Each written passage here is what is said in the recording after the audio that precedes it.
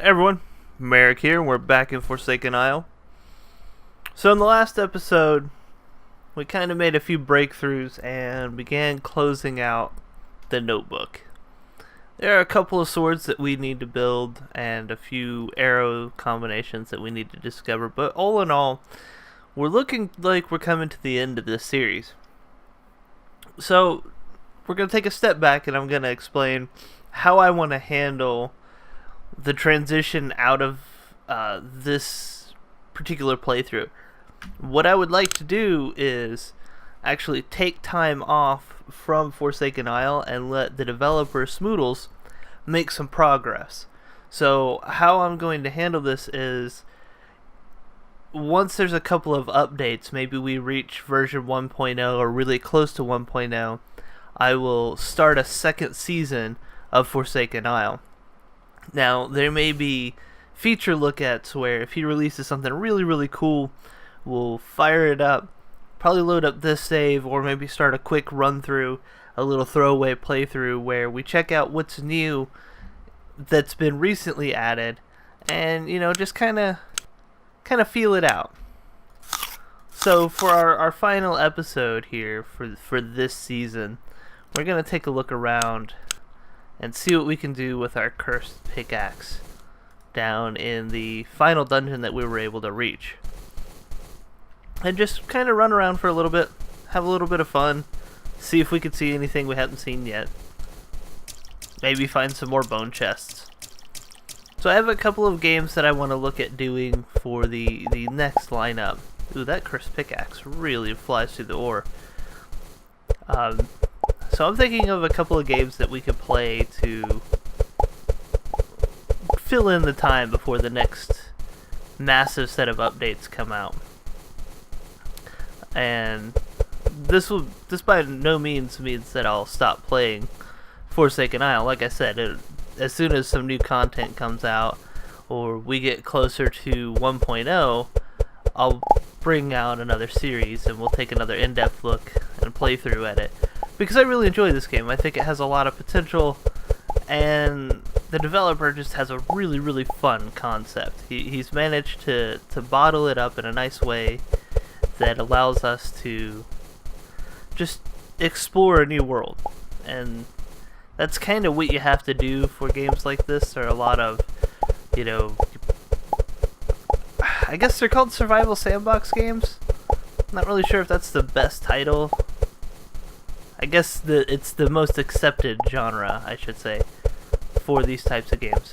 And I tend to really enjoy them because you can do whatever you want and a lot of stuff to explore as opposed to, say, something with like a linear story or something with just a limited amount of things to do, such as an RTS. And I love RTSs, and there will probably be quite a few RTSs on my channel, but ultimately, I tend to favor these kinds of sandbox survival games because they allow me to get a lot of content for not a whole lot of investment. I mean, this game is just ridiculously cheap when you think about everything that you're getting out of it. I have over hundreds of hours in here at least. I haven't even looked, and that's a horrible estimate. It shows you how bad at math I really am. But I have literally dozens of hours, in this game, and just figuring out what I'm doing and where I'm going and building a little base and, exploring the things that can be explored in here has been a lot of fun. I kind of think some of the fun has been damaged in the latest updates since, mobs don't behave correctly and loot seems to have gotten some weird shuffle going on. If it has, it may just be that loot was like this always, and I never noticed it because I never actually went hunting for it in any kind of serious manner. But in either case, what we're looking at is we've explored just about everything that we can explore in this game as far as I've been told and I've been able to find out on my own under research. So I think it's time we put... Oh, excuse me. Apologies for the phone ringing. And there we go. So yeah, I think it's time we put the game away for a little while and bring out a different game, probably something of the same vein. I'd love to find another small indie game where I can highlight such a unique style and just kind of show you guys something we haven't seen before. I do have a few games that I owned before I started doing YouTube that I'll probably play in the interim, little short series or look-ats that we'll do. And I also have another series that I want to start. I'm listening to see if that train is going to blow its horn or if it's going to be a nice quiet train. I may cut the video and let this train go by if it starts being really noisy. But I have a couple series that I'm going to start, and they're going to range from simple introductions to games to me kind of talking about where a particular indie game is in its development cycle and whether it's something you should consider looking at, or if it's just something that you should consider avoiding because of the way development's going, or just how stalled it may or may not be. And this will be a little periodic series that'll happen alongside the typical 2 to 3 videos a day that I've been doing. It's been currently 3 videos, but if I can't find enough games to do a daily on, we'll go down to a 2 regular with the 3rd or 4th every now and then. Man, it is just noise central here today. I apologize. So that's kind of where the channel's going right now. I know it's really early to start shifting things around, but I kind of feel like that's just the way it is with YouTube in general right now. There's a lot of games out there and a lot of stuff to look at, and a lot of indie developers are making a lot of really cool things that people are covering, and I want to cover as much of it as I can. But at the same time, I'd like to stick with some of the videos in the game series that I've started with, such as Subnautica and Forsaken Isle and Soul Zero. I really enjoy them, and I've kind of grown attached to them because it's brought me you guys, and you guys are just the best. I mean, you're fantastic, and I really appreciate you all watching my videos and giving me feedback and kind of playing the games alongside of me. So when I ask for feedback and you guys give it, it's just great because I know what you'd like to see, and I can help. It helps me deliver the content you want, which is something I want to keep doing. I should stop wasting that cursed ore pick, but it's not like I don't have just a metric ton of cursed ore just sitting in a chest somewhere. So, I guess enough rambling about that. I want to try to make sure that I'm covering as many indie games as possible without having to tie down any of my long-running series, and I kind of think Forsaken Isle and Subnautica, definitely Subnautica more than anything, and Soul Zero will be long-running series. I don't know how long it's going to take for Forsaken Isle's development process to really speed up. I do believe it's only one developer, whereas something like Subnautica has a crew developing it, it gives them a leg up because they just have more manpower working on things. So we'll see. We'll see. It'll be kind of a race for content because Subnautica has, it's pushed out sea bases recently, and it's getting ready to drop explorable shipwrecks, which is going to be really exciting. Whereas we just got this lighting update from Smoodles on Forsaken Isle, and it's actually caused a few issues. Not that that's unexpected. Again, this is an alpha. It's a very early game. There's not a lot of content there. What is there is really good. It's in flux because it is what it is. It's an early access game with a need for support, tests, and feedback. And you can only go so far on that until Smoodles gets the I'm gonna call it the late game stuff in. Ooh, some more gold. And the late game stuff would be bosses and stuff like that. And he's already started working on those. We've got some really cool concept art. Actually, I don't think it's concept art anymore. I think that he has the actual sprite set up for it, which is an eye boss. It's just a floating bag of eyes. Ooh, there's a chest. And a bunch of azurite ore. Some more boots of swiftness. And I am running out of space. So let's see if we can fix that. I have some bark, which I could turn into fibers. Which I could turn into stuff. Alright, and then I don't have any more fibers or anything I can turn into fibers, so goodbye. And then we can pick this up. So yeah, I mean that's kind of where he's at. He's doing what he needs to do, which is focusing on getting bugs and requested content up before moving on to other issues that will crop up once he gets further in development. So he's being very smart with his development choices, and I appreciate that, and I don't want to rush that. So I think it's a good thing that we're coming to an end, and we're not, just screaming at him, hey, hurry up, because that's not what I want. I want him to take his time. I want him to build the game that he wants the world to have, because so far what he's built has been a massive amount of fun, and I can only imagine it's going to get more and more fun. Although I'm not a fan of the water walking noise right now. Oh, we found a baddie. Well, hey friend, I'm just gonna beat you up. How about that?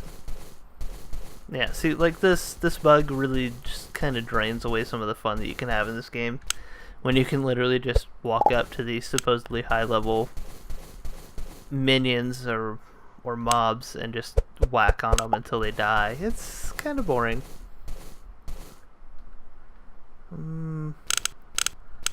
There we go. So I hope you guys don't mind that I'm going to retire this series. If you do, let me know. Let me know what you would like me to do instead of retiring it. If you do have a need to see this some more before, I send it on its way into the waiting zone. That's where it's going. It's going into the waiting room. Maybe I'll make a list of games in the waiting room so that we can all know where we are and what we're waiting on. I think that might be an interesting idea. Yeah, I'm going to add that to the About section. Games in the waiting room. And that'll give us an idea of what series have been paused and what series, we're doing actively. And maybe I'll make a subsection of games in the morgue. We'll have a section for series that are just done. We're not really looking at those anymore. And I think Darkest Dungeon would probably be one that gets sent there. Not a lot of people really seem to engage with that series. And that's okay. I mean, there's nothing wrong with everybody saying, hey, you know what? I can get better Let's Plays of Darkest Dungeon from other Let's Players. There's a ton of them out there. Personally, I watch Northern Lions Darkest Dungeon Let's Plays. I think he's done a great job in it. And Mathis did a couple. And, I think from that list you can kind of hear who I prefer to watch on YouTube when I'm not making videos. It's everybody has their preferences for specific gameplay types, and that is okay. Nobody has to do anything. That's what's important to remember. Alright, we need to eat though. I have less of those, so let's eat those. Wow, they really fill up the hunger mark. We'll get rid of that and go with the curse door. Is there anything else I can get rid of? Yeah, I can get rid of that. Oh, hello, friend. We're gonna beat you to death because you're not gonna do anything about it. See, again, that bug's just... It's kind of highlighting that, hey, you know what? We need to take a step back. Need to let him just kind of rock on these bug fixes. And I may do, like I said, I may do look-ats where it's like, okay, hey, we got this update. This has been fixed. It may be just a blog-style thing where I just talk about what he's done. I don't know. Feel free to give me feedback. What would you like me to see in place of this series? What would you like me to see in place of the series? Good job, Merric. You're still wording on a 4th grade level. What would you like to see from me in place of this series is I think what I should say. And, you know, if you have a preference, just let me know. If you don't, I'll come up with something and we'll see if you guys like it. And if you don't, well, you'll let me know one way or another, I hope. You know. But I do this for you guys. You know, I make these videos to try to entertain you all, and as long as you're entertained, I'm happy with it, and when you're not entertained, well, it's time for me to make some adjustments. And it's okay. If you don't like what I'm doing, let me know. I'll be more than happy to change what I'm doing. Okay, okay, that's just coal. Coal. The one thing I have just an unlimited amount of. So, there we go. Done a lot of exploring down here. Not a whole lot to see, really. Some resource nodes that we hadn't seen before, but not a whole lot new. I really can't wait for the next dungeon to come in and for this bug to be fixed so that it's more of a challenge. I mean, we would have a lot more content if it would just kill me every now and then. It was like it was with the spiders, where I was just dying and having to run back instead of being able to just, you know, Leroy Jenkins in and be fine. Hey, another chest. Some more of that. I'll take the gold. Take that. Oh. Nobody wants that. Okay. Well, we will pop this chest open and take it with us. I don't know why I'm collecting all these chests. I can't see a reason why I would need them all. I do remember when I crafted a chest and was like, wow, these are really going to be useful, and then the next thing I know, I've picked up 400 chests and I'm not really sure what to do with them all. I do like that there are different kinds of chests. I think it's kind of cool to have like a spider chest and a bone chest and a mushroom chest. I like these nice little touches that bring these worlds beyond where they start out. So more of that's going to be really, really welcome in this series. Or in this game, I should say, not this series. I didn't really come into this episode with a plan. I usually come in with some sort of, okay, we're going to try to achieve this today, but again, since we're coming to the end, and this is the first time I've actually ended a successful series with the plan to bring it back in a meaningful manner in the future, I don't really know what else to say.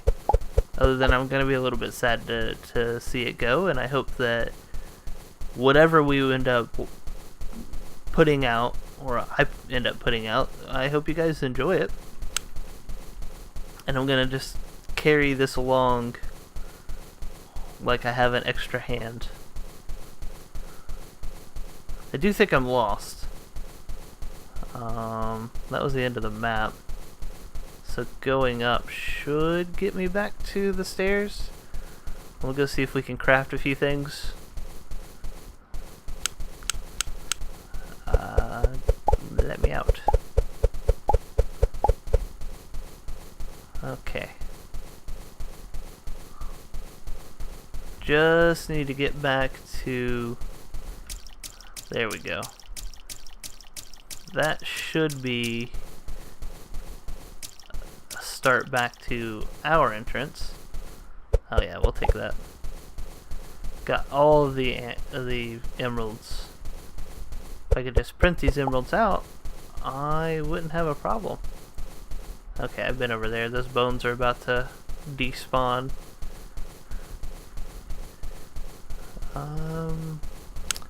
Bring that out. Slip right through you guys. Nope. This may not be, since it's at the edge of the map, this may not be where my stairs are.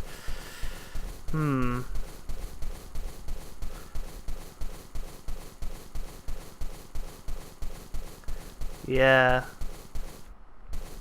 I don't think that's where my stairs are. Lost in the underworld. without a mob and incompatible sight. I mean, I could hit them, but it's at this point it's just like hitting a baby. It's after a while it just gets really boring, you know. They don't fight back, and it's just well. Don't hit babies. That's just not cool. Yeah. But Merric told me to. I did not. I will deny that. Do not hit babies. And don't tell people I tell you to hit babies, because that's just not cool. Okay, so there's my 2 random torches. I thought I was getting close, and then it's just like, no, you came through here a couple days ago, left these here. They're not doing much good, man. Alright. Let's see. Are we at the bottom edge or the top edge of the map? Another thing I would like to see added to this game is an actual map. Like if you could like craft it and hit M and it fills in, like you get like a pencil drawing of everywhere you've gone. That would be kind of cool. Alright, there's a lot of light over here, so I've got to be getting back to where I've been. Yeah. Alright, we'll follow this down. This looks like the sporadic torches that I placed last episode when I was just running around down here like a loon, screaming about the end of the torches, or the end of the minerals.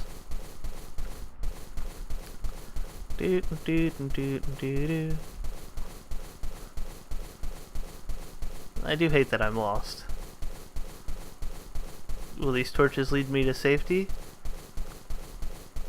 I don't know. We're gonna find out. It's looking good. There it is. Huzzah! Okay. Up there's the lag from all the torches I had up here. And there are you guys. Okay, so we have a lot of stuff. And we're going to convert it all and see if we can make new things just through converting it. I have actually amber.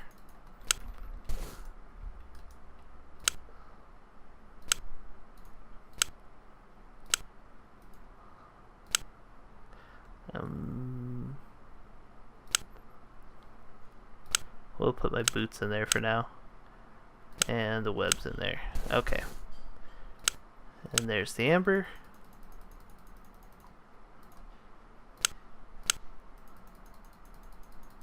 And some sapphires. Yeah, we're just getting a whole bunch of gems for just about nothing. So there we go. That's kind of where we're at. And, you know, there's not a whole lot going on right now, which is sad. But it's bound to happen in a game that's early access like this, so I'm not too upset. Oh, that's some new stuff. What can we get for new? Golden shovels and pickaxes. Oh my. Ooh, okay. Some more staffs. That's new. We shall build staffs. Over here.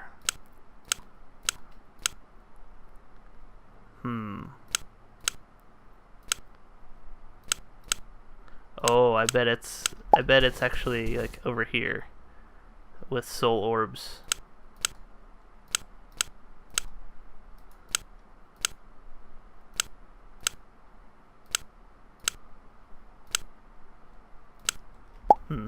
Okay, let's do the patented remove everything until it goes away method. This will be a good way to end if we discover the last bit of new things. Alright. And the bones, and that. Don't need that. We don't need that. Or that. Or that. Or that. Or the rocks.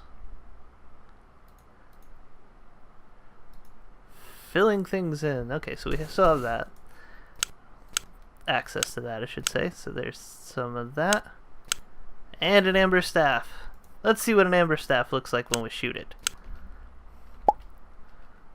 4. Pew, pew.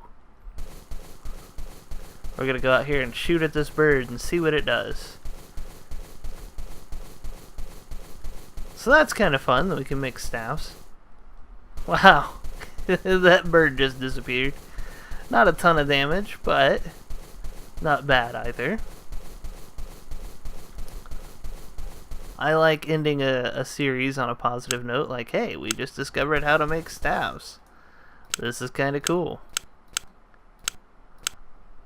I don't need that one there, so we'll make an emerald one, and a sapphire one, and a ruby one.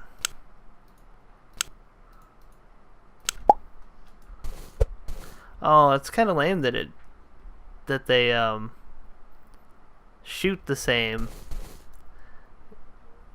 even though they are different colors. I kind of hope that the orbs would match the color of the staff. That could just be me thinking, hey, it would be pretty if they matched the color of the staff, and it would be pretty if they matched the color of the staff. You shut up, I like pretty things. But I kind of think that's where we're ending here. We'll make some more azurite. I don't think there's anything new we can do with that. Alright. And some gold.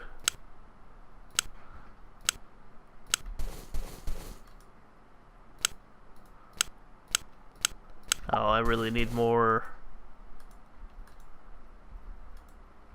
of that. Okay.